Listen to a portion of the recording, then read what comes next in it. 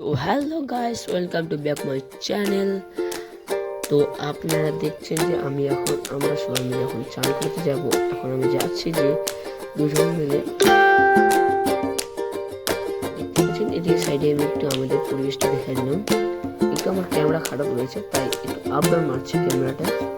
তো দেখতেই পাচ্ছেন এটা আমাদের পুকুর, পাশে ছিল একটা চাংড়া। সেই চাংড়াতে বসলাম। এখন একটু দেখবো যে ভাই দুটো চান করছে, একটা কাকু ছিল আর একটা ভাই।